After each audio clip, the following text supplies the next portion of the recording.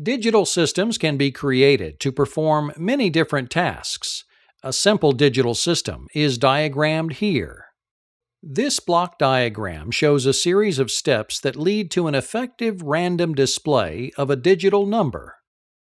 There is a clocking function, a counter, a decoder, a 7-segment LED display driver, and an LED display. When the push button is pressed or closed, a signal from the clock is sent to the counter. This signal starts a repeating up-counting sequence from 1 to 6. When the push button switch is opened, the counter will stop at a random number between 1 and 6. Because the counter cycles through digits so quickly, it's impossible to tell where it will stop. With this button push, it has stopped at 3.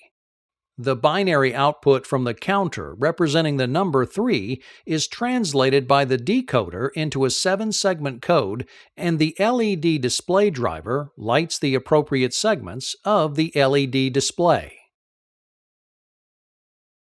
Here is a more realistic depiction of the rolling of a single die. Again, we have a clocking function and a counter. This simulation uses a logic block to decode the counter input and to drive the display of 7 LED lights that mimic the dot pattern on a die. Pressing or closing the push button switch causes the clock to generate a square wave signal. This signal activates the down counter to cycle through a repeating count of 6 through 1. When the push button is opened, the counter randomly stops on a number. The binary output from the counter is decoded by the logic block, which lights the proper LEDs representing the decimal value of the counter.